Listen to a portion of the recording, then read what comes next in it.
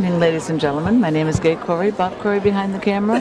We are over here at the Dracut High School tonight, and we are waiting for the All-Town String Fling to put on a concert for you folks at home. So please enjoy the concert. Good evening, everybody. My name is Principal Snyder. I'm from Campbell Elementary School, and I'm pleased to host or help MC this event tonight, along with Principal Allen from Inglesby Elementary School. A couple of just housekeeping items in general as we get started. First, I would like to recognize some very important people that are in the room tonight. We have State Representative Colleen Gary.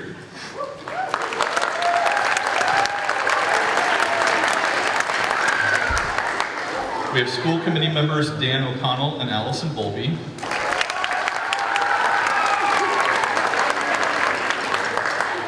We have the Director of Fine Arts, Leon Grandy.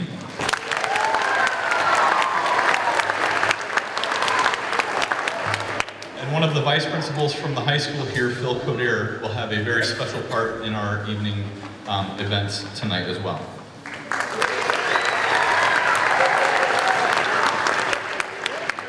I do know we have several of our teachers from different levels here in the audience. Some are wearing two hats. One is a teacher, one also is a parent.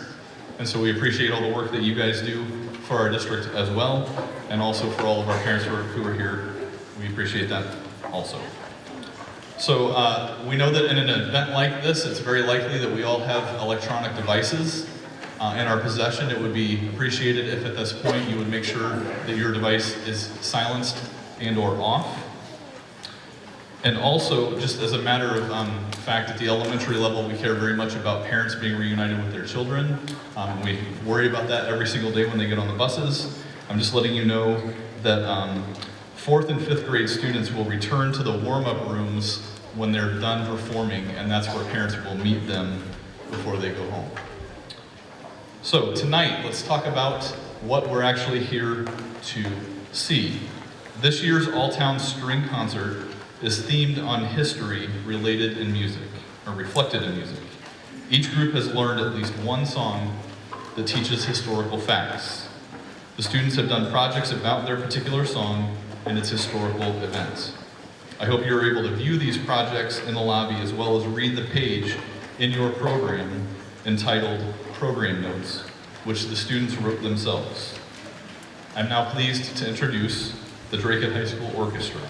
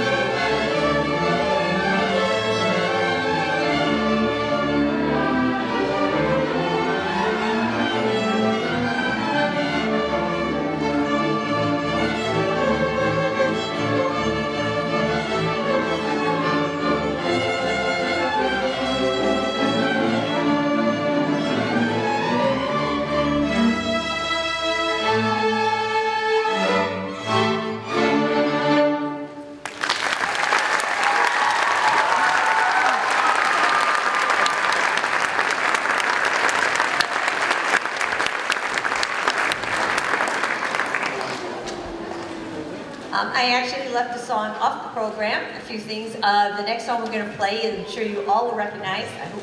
It's called It's a Hard Day's Night by the Beatles, and we have Chase joining us on drum set.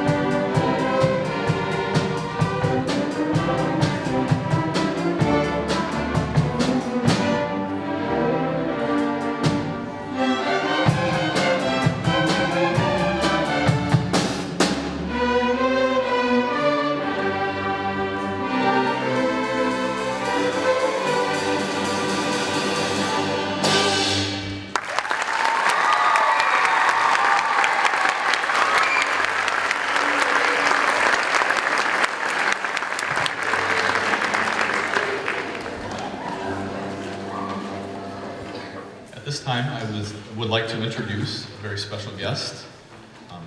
As I mentioned, Phil Coderre is here, or should I say, the 16th President of the United States, Mr. Abraham Lincoln.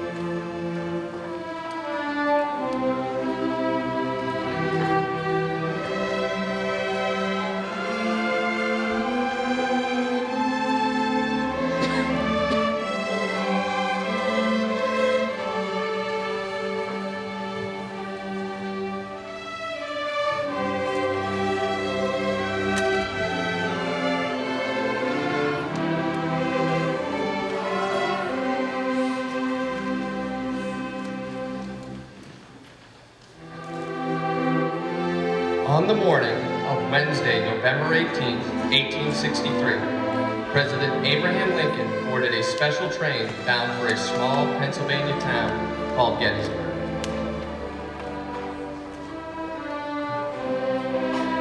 He had been asked to make a few appropriate remarks at a ceremony convened to consecrate the grounds of a new cemetery.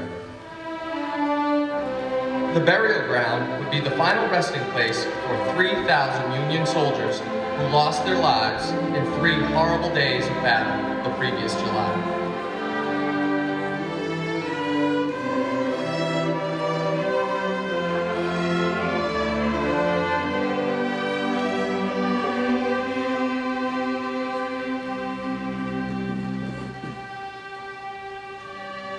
Lincoln felt uneasy.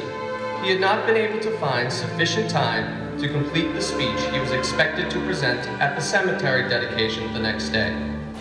What words could he adequately express the horror of that battle? What could he say to communicate his own profound sadness over the deaths of so many gallant soldiers? What comments could possibly convey the somber appreciation of a grateful nation for their sacrifice? What tender words could he offer to comfort the hearts of grieving loved ones? So many mothers, fathers, wives, daughters, and sons. The president poured over his speech as the train wound its way through the rolling Pennsylvania countryside. Finally, arriving in Gettysburg, he retired to his room, where he continued to ponder, write, revise, and write some more, until well into the night.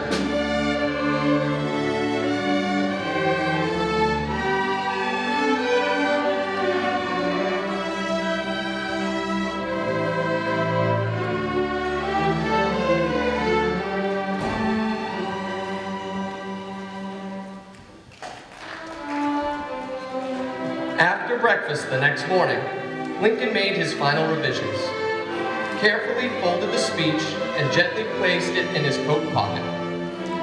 Accompanied by 9 governors, 3 cabinet officials, various members of Congress, foreign diplomats, and military officials, the president mounted a chestnut horse and joined in a procession to the cemetery.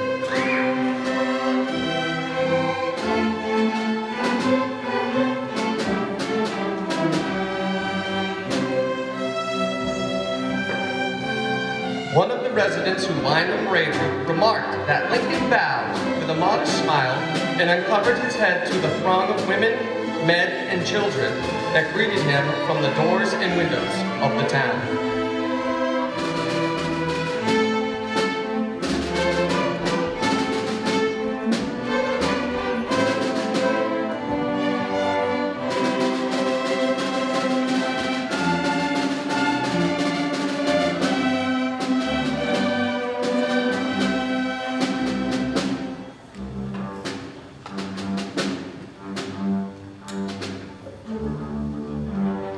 At the cemetery, an audience of 9,000, though some say many more, crowded around the speaker's platform in a broad half circle. One of those assembled there later recalled that all about were traces of fierce conflict, rifle pits, cut and scarred trees, broken fences, pieces of artillery wagons and harnesses, scraps of blue and gray clothing, and bent canteens still littered the low hilltop.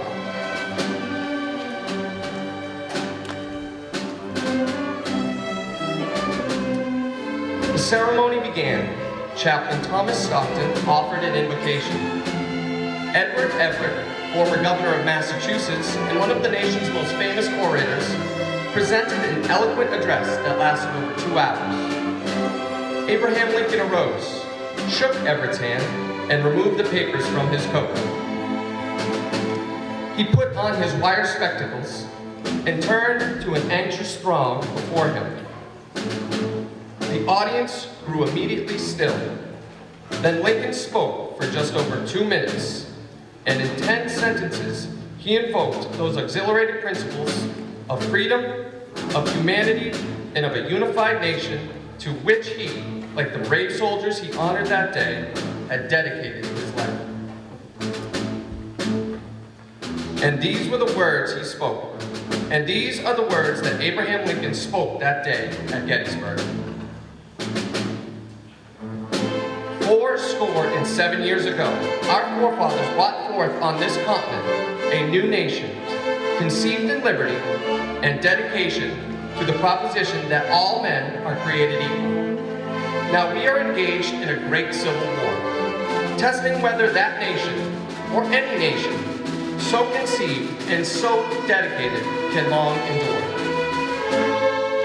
We are met on a great battlefield of that war. We have come to dedicate a portion of that field as a final resting place for those here gave their lives that that nation might live. It is altogether fitting and proper that we should do this.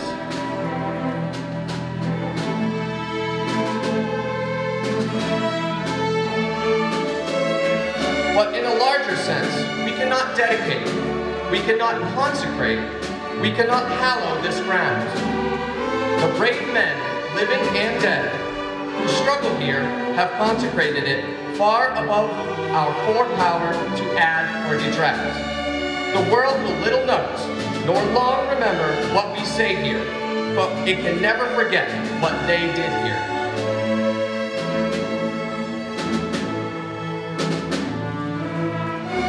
It is for us the living, rather to be dedicated here to the unfinished work which you fought here have thus far so nobly advanced. It is rather for us to be here dedicated to the great task remaining before us, that from these honored dead take increased devotion to that cause for which they gave the last full measure of devotion, that we here highly resolve that these dead shall not have died in vain, that this nation, under God, shall have a new birth of freedom, and that government of the people, by the people, for the people, shall not perish from this earth.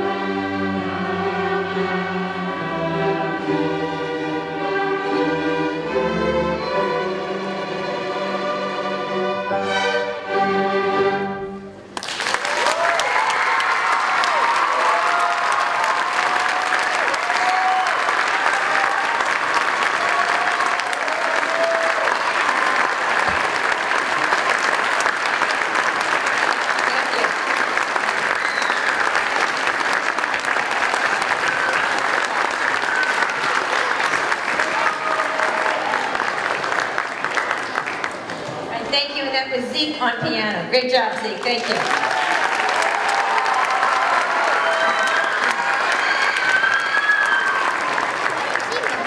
I now would like to invite the 7th and 8th graders.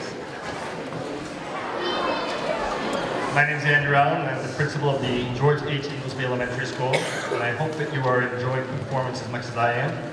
It is now my pleasure to introduce the 7th and 8th graders, conducted by Mrs. Robin Mallory.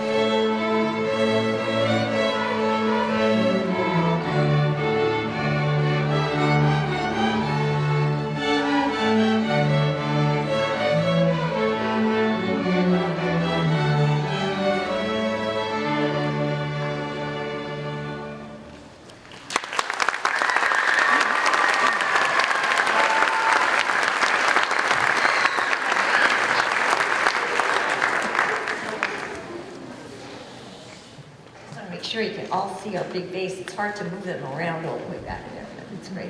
The next song, the kids, I think you'll recognize, they absolutely adore. It's called Conquistador, and it definitely has a very fast section and a very slow section.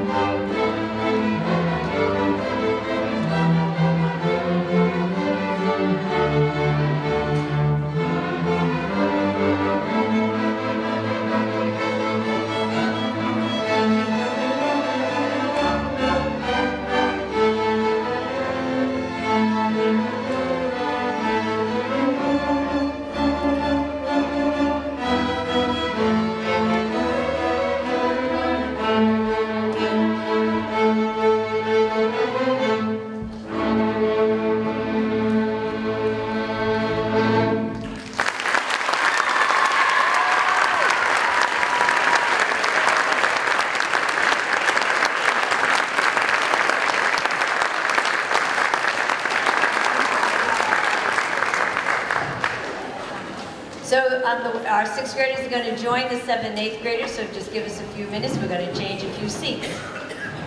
It is now my pleasure to introduce Richardson Middle School 6th, 7th, and 8th grade orchestra playing Native American Spirit.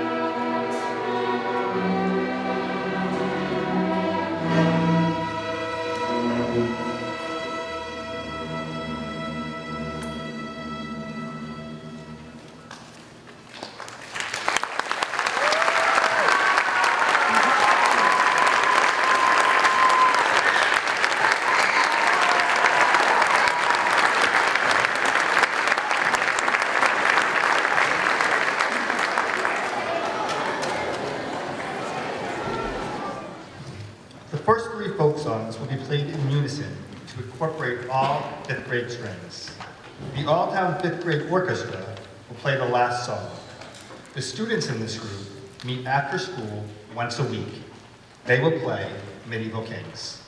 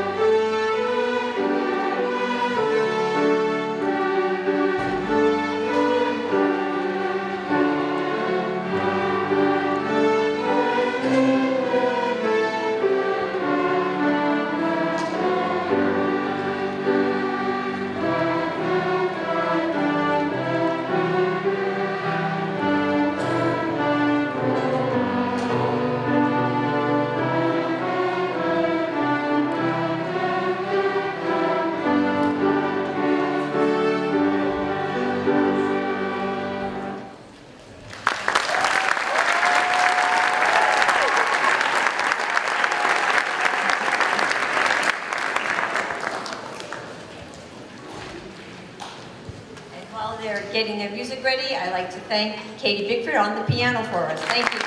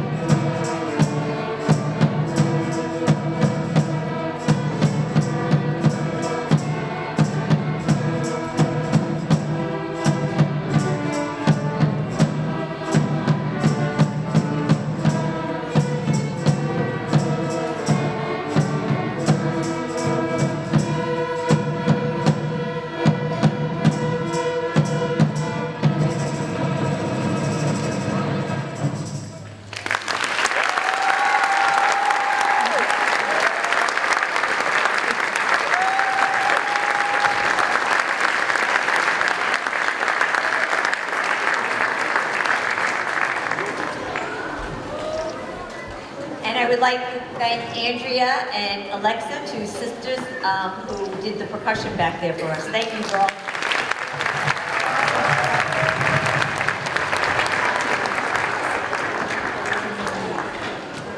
And I also want to say I thank Andrea and Alexa so much because they come over every Thursday without fail to help with the 5th graders set up. They help sign them out, check them in, tune them up. They're fabulous. So thank you very much, girls. I really appreciate it.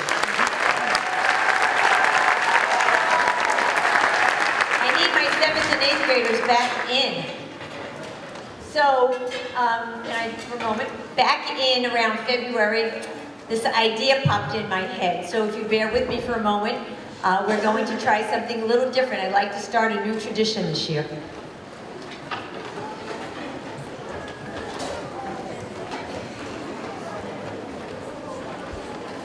So it's a funny thing about educators because once they retire, then they always come back. Dracut is very fortunate because the coordinator of the Fine and Performing Arts, Mr. Grandy, is still with us. And it's my pleasure to introduce him and say a few words. Mr. Grandy?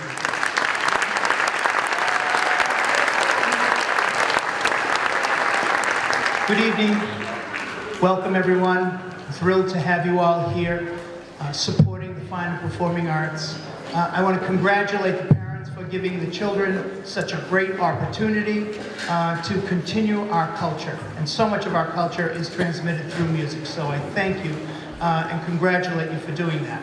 I want to thank our school committee and our administrators for seeing the importance and continuing to support it and giving these children the opportunity to experience music. I would like to also thank the Dracut Performing Arts Boosters who are so instrumental in helping us run the program. We could not do it without them. So I would like to say thank you to all of them and to encourage those of you who may like to join. We would love to have you as part of the group. One final note I'd like to make, and that is people say that superior athletes are not made on the courts and they're not made on the fields, but they're made in the gym. And I'm going to say the same thing about musicians. Superior musicians are not made on the concert hall, not always made in the rehearsal room, but in the practice room, but at home, practicing their instrument faithfully. And so I challenge the parents to encourage your children to practice as much as they possibly can, because great things are ahead for them. I can tell you that there are scholarship dollars in those bows. So please encourage your children to practice. Thank you for being here, and enjoy the remainder of the concert. Thank you. Good evening once again. We are excited to hear our 4th grade beginning strings. The students meet once a week at their individual schools. They have only played all together once, last week, at a special rehearsal. Just a reminder, after they're done, at the end of the performance, all students will return to their warm-up rooms. 4th and grade students must be picked up from their warm-up. Bring them up. Okay. So I was thinking a lot about our 4th graders. This is their first concert. And I decided, I always make a big deal, which you'll see momentarily when my seniors leave. I decided we really should be a big deal about our 4th graders with their first concert ever, and officially welcoming them into our program. So the 7th and 8th graders are going to perform. The high schoolers are going to get ready to create an archway for you to walk through. So if my 4th graders would stand up first, and number 1, lead the way, stay in your order. You're going to go up through the archway, and archers, would you get ready? As Mrs. Mallory is doing this,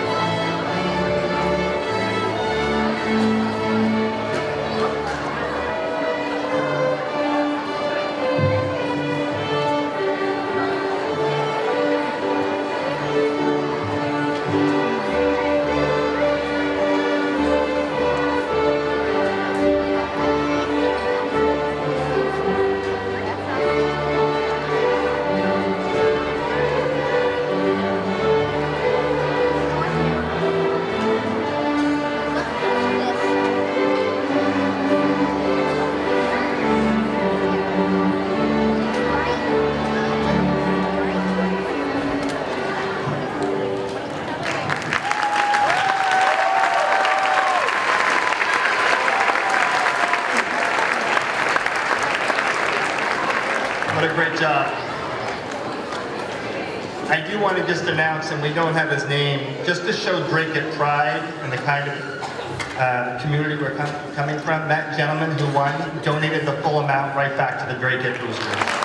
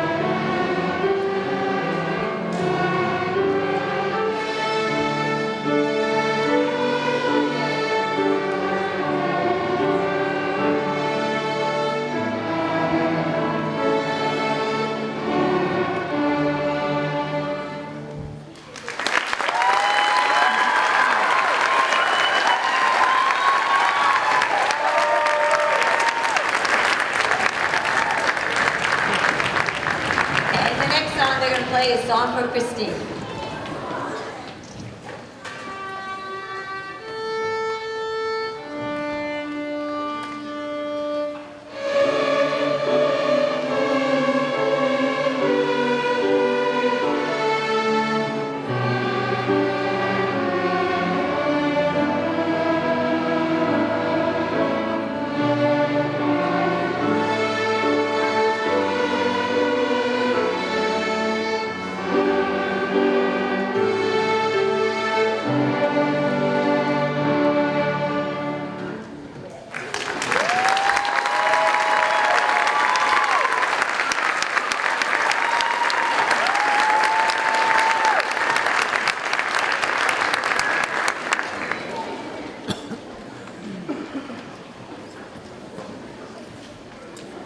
And this is the part of the program I like and don't like. I bring out I have 4 high school seniors, if they would come out, please.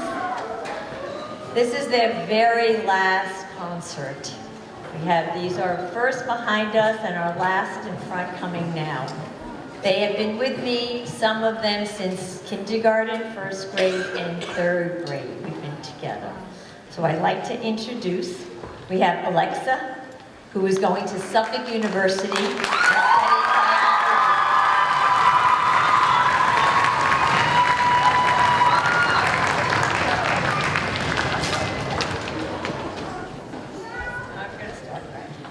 Okay, Emily Tedesco is going to UMass Lowell, and she's going to study biology.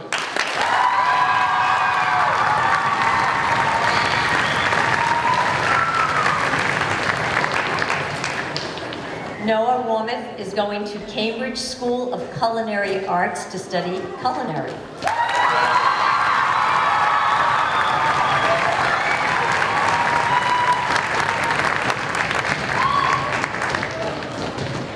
And Allison Wright, I have to say, share something with you about Allison, because she's the only one in this situation. I'm not that old, but I did have her mom as a student.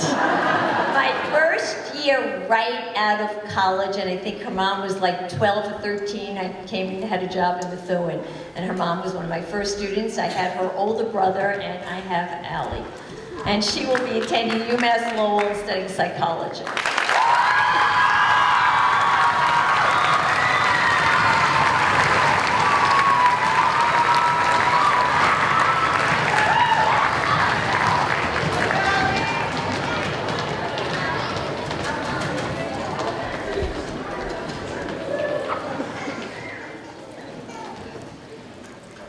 It's hard to sum up all that you have done for us in one speech. You've been a teacher, a mentor, a support system, and an inspiration to all of us. It is a unique feeling to have a teacher that stays with you from the time that you are very young to a time that you graduate. And for us to leave you is extremely unsettling. But we know that you will still be here if we need support or just want to talk about music or life with you. We can only dream of having half the dedication and love you hold for this program, these students, within our lives moving forward. You are an amazing woman, and it is easy to see that in everything that you do and in all the things that you do for other people. When we see you at graduation, it will not be a goodbye, but a see you soon. We love you, Mrs. Mallory.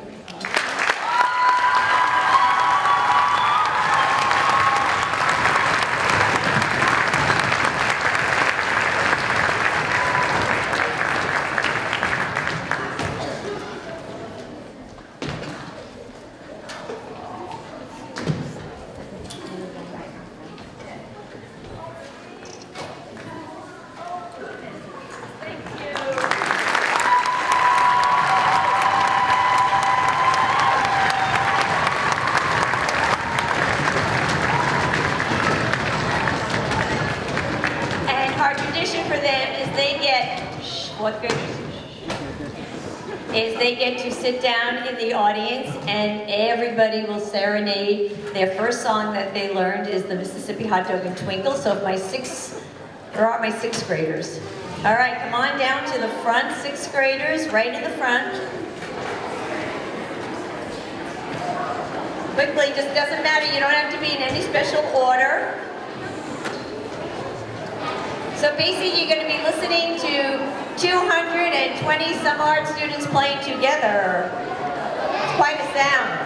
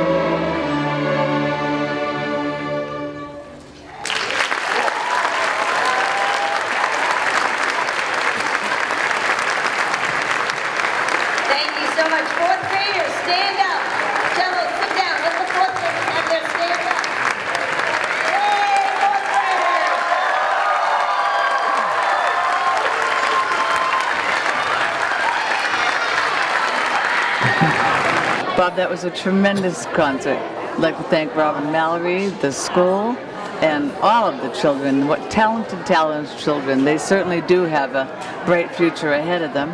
Why don't you come on over and join me? This is our second show today, Bob. We spent the morning with the firefighters and the police department and all the EMTs. Do the chorus. Doing Make a Day for Life. Make a day for life. Make a Day for Life this morning. And now we're here with the chorus. It's just tremendous. What'd you think? It was fantastic. Those kids have a lot of talent. They do have a lot of talent. Imagine they start in kindergarten and Yeah. that's not an easy instrument to play either. No, I tried once. Well, we won't go there. Once. That's it. Once. It's not easy to play. No, it is not. And Robin has so much patience with these children, and she obviously they get to their senior year, so they're doing well, and they're very, very talented, and they're all going on to bright futures, all different. Biologists, psychiatrists. I know. Unbelievable. So anyway, we just wanted to bring this concert to you, and I hope you're enjoying the other concert from the community chorus the other night. That was very, very good too. Yeah, hope they enjoy the summer. We'll have a lot of more coming up. Yeah, hopefully. This is our busy season. It is our busy season. I think we've done like 4 or 6 shows in the past 8 shows. 8 shows in the past month or so. So anyway, we'd just like to bring this to your homes and hope you enjoy it as much as we enjoy bringing it to you. So from Gay, And Bob? thanks for joining us.